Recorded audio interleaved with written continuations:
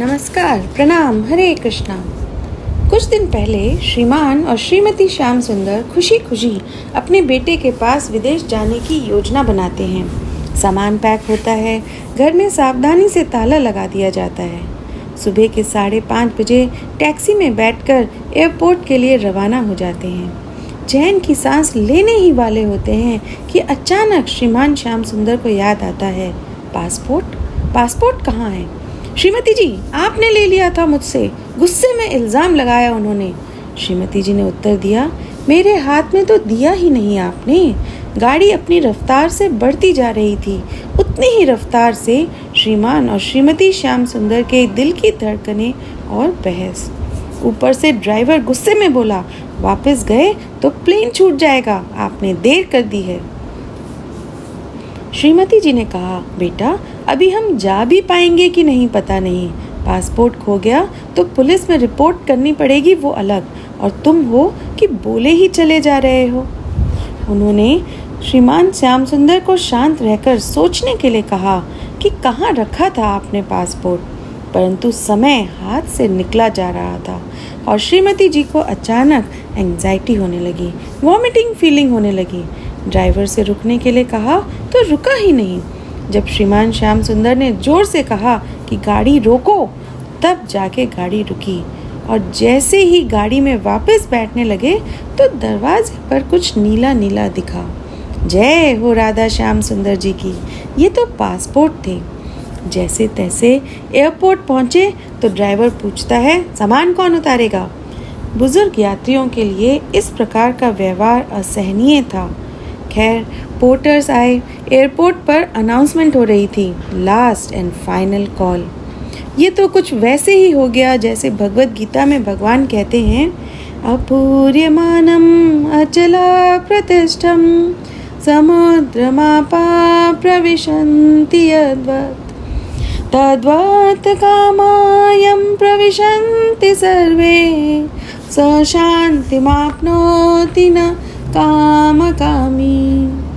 कि जीवन में इच्छा रूपी नदियाँ निरंतर समुद्र रूपी मन में प्रवेश करती रहती हैं। जो मन इन नदियों से विचलित नहीं होता वही शांति प्राप्त करता है। ऐसी ही कुछ नदियाँ श्रीमान श्रीमती श्याम सुंदर के जीवन में निरंतर प्रवेश कर रही थीं। एक के बाद एक परेशानियाँ सुरसा के मुंह की तरह मुंह खोले खड़ी थीं। बहुत विनती की, परंतु अधिकारी ने कुछ मदद नहीं की और कहा, कल दूसरे प्लेन से जाना। घर से इतनी दूर, अनजान शहर, इतना सामान। बड़े अधिकारी को बुलाया गया, सारी परेशानी समझाई गई। उन्होंने सॉल्यूशन निकाला। अभी दूसरे शहर से होते हुए जा सकते हैं आप, थोड़े से पैसे और लगेंगे। फाइनली एयरप्लेन में बैठे। दिल्ली पहुंचकर पोर्टर ने व्हील चेयर खड़ी कर दी और चला गया, जब ऑफिस खुलेगा तब आऊँगा। फिर परेशानियों ने घेर लिया। एक एयरपोर्ट ऑफिसर वहाँ से गुजर रहा था। श्री श्याम सुंदर जी ने पूछताछ की और अपनी परेशानी समझाई कि ऐसे तो हमारी कनेक्टिंग फ्लाइट ही छूट जाएगी। इस पूरे घटनाक्रम में श्रीमान और श्रीमती श्याम सुंदर जी निरंतर प्रभु की कृपा और भगवान के दयावान स्वरूप का स्मरण करते रहे। उस भले मानस ने 2 पोर्टर्स को बुलाया, सख्त निर्देश दिए कि इन बुजुर्ग दंपति को एरोप्लेन तक छोड़ कर आओ और उस बीच इधर उधर कहीं नहीं जाओगे। फाइनली एक साधारण सा दिखने वाला 6 घंटे का सफ़र रोलर कोस्टर राइड की तरह एंग्जाइटीज़, परेशानी, डर, शारीरिक एवं मानसिक पीड़ा से गुजरते हुए 12-13 घंटे में पूरा हुआ। दोस्तों, अगर मन में विश्वास पक्का हो, समय से काम किया जाए तो सारे डर पर विजय पाना संभव है। जिस प्रकार समुद्र नदियों का वेग सहकर भी शांत रहता है, उसी प्रकार अनुभवी श्रीमती एवं श्रीमान श्याम सुंदर ने विपरीत परिस्थितियों में किस प्रकार समय के कटु प्रहारों को सहकर भी मंजिल तक पहुंचा जाए, इसकी उत्तम मिसाल कायम की। आपको क्या लगता है, उस ड्राइवर की कंप्लेंट की जानी चाहिए जो मुसीबत में फंसे यात्रियों की मदद के बजाय कटु शब्दों का प्रयोग कर रहा था?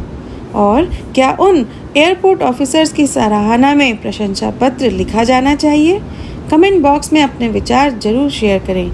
लाइक करें, शेयर करें, सब्सक्राइब करें। नमस्कार, प्रणाम, हरे कृष्णा।